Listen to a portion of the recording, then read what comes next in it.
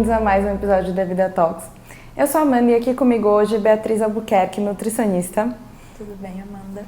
É um prazer ter você com a gente vai falar um pouquinho hoje sobre a ligação da nutrição com as doenças de pele, qual que é a importância e por que realmente tem uma ligação. E é importante a gente entender isso, entender desse tratamento multidisciplinar que a gente sempre fala, que tem a nutricionista no meio.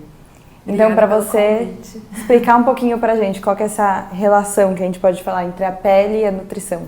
Perfeito. Quando a gente fala da nutrição no contexto dermatológico, né, o alvo terapêutico é o nosso intestino, certo? Então, ele é o principal órgão que a gente vai pensar para tratar essas doenças de pele.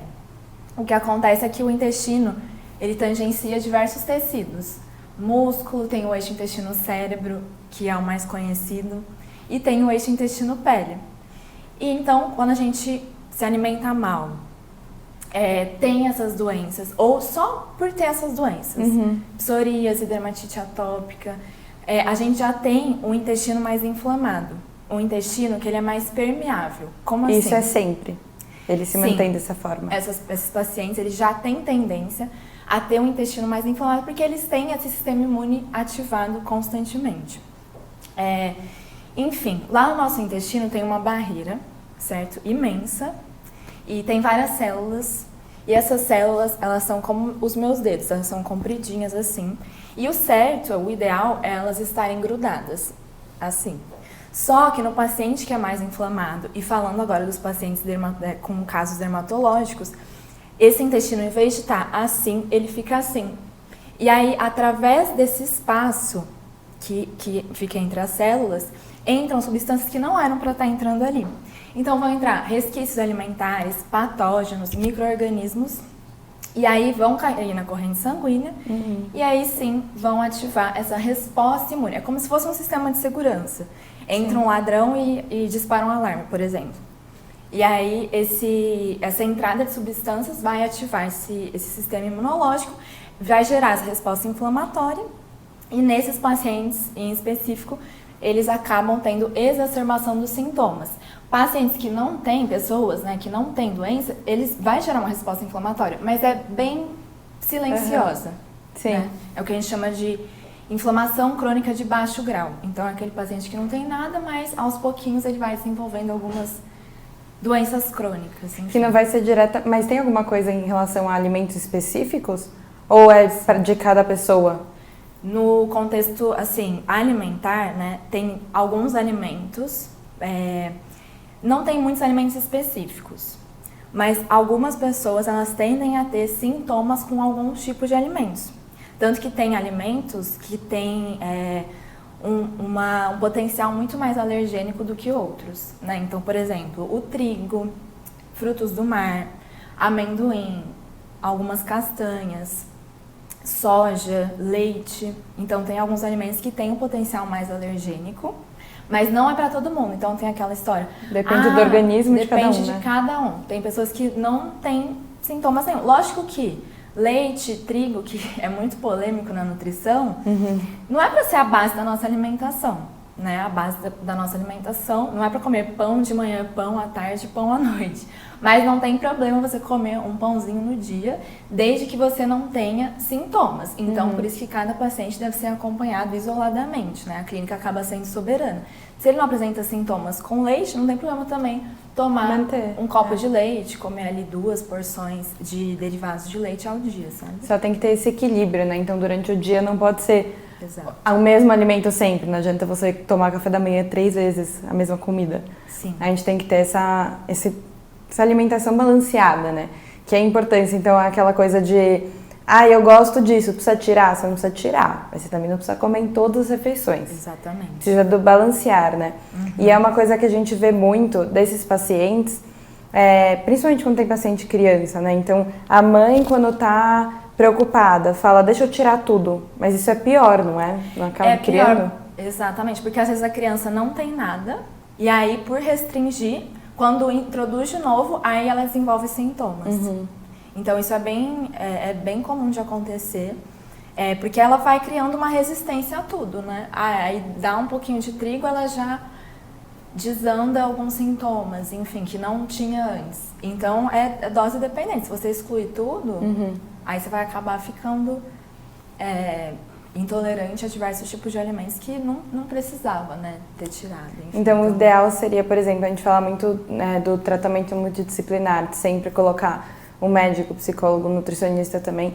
Então, independente da idade, teria essa necessidade, né, de colocar um nutricionista, porque tem aquela coisa de, é criança e os pais tentam tomar conta, né, tentar ajudar, e pode acabar piorando a longo prazo, causando algo a longo prazo, né? Sim, pode. Tanto a criança como o adulto, eles devem ser acompanhados de forma multidisciplinar.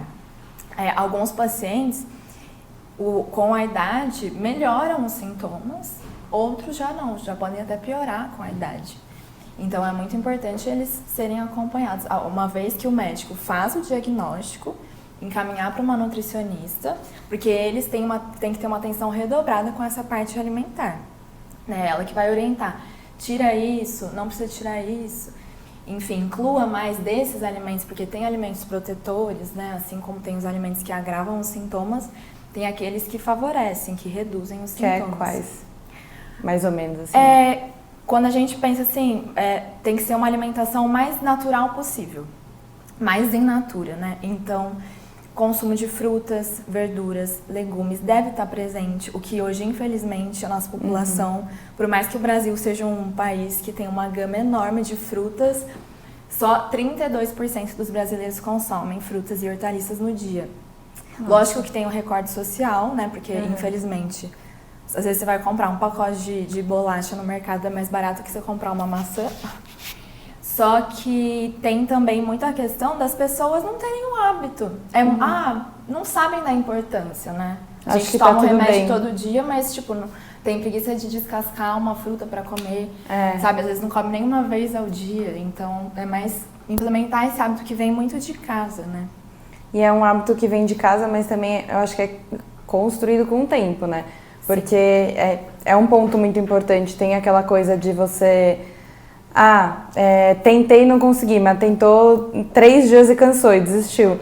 Então vem essa importância de você conseguir manter por um tempo, porque eu acho que também se torna natural, né? Depois de um tempo. Tem a teoria lá dos 21 dias? Depois de 21 dias se torna um hábito. E eu acho que é muito importante as pessoas pensarem muito nisso, porque a gente vê esse efeito do vai e vem, porque a pessoa não consegue se manter. Só que ela não se mantém, isso é um ponto importante para pensar, quem estiver ouvindo a gente, vendo a gente. Eu tentei e não adiantou, não mudou nada eu ter mudado minha alimentação, mas não adianta você mudar por 5 dias. Exato. Porque não vai ser aí. Eu acho que para as pessoas mudarem mesmo, a gente precisa educar, explicar o porquê que isso é importante, sabe?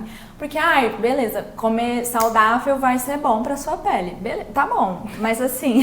Mas por quê? É muito raso, né? Assim, beleza, só que o que eu preciso fazer para comer melhor? Aí quando você começa a ter uma rotina de alimentação, dormir melhor, né? Enfim, ter uma rotina mais saudável, você depois de alguns dias começa a ver melhora dos sintomas, melhora do cabelo, melhora da pele, enfim, e disposição, entre outros benefícios, e aí sim você vai se motivando. Em 5 dias você não vai ter melhora nenhuma, né?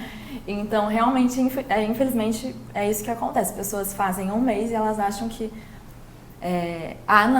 em 1 mês vou resolver minha vida. E não resolve. E aí elas acabam desistindo, porque é um processo que a recompensa vem mais a longo prazo. Né? O se manter... A gente tem essa mania, né? Todo mundo, pra tudo. A mania do... espero que seja rápido. Se não for rápido, eu não quero.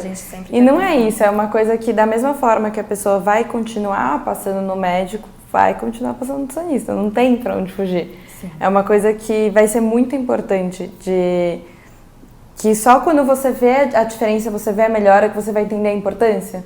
Tem muito isso também. Não tô vendo a melhora, então não deve ser tão importante assim. E a gente é muito imediatista, né? Ainda mais hoje. Com Exatamente. tecnologia, a gente quer tudo pra ontem. Então é igual o remédio. Quantas pessoas tomam remédio, aí começa a melhorar, já tô bem, já posso parar. Então, o guarda-chuva da medicina, a gente tem muito essa questão de mudar comportamento de pessoas, sabe?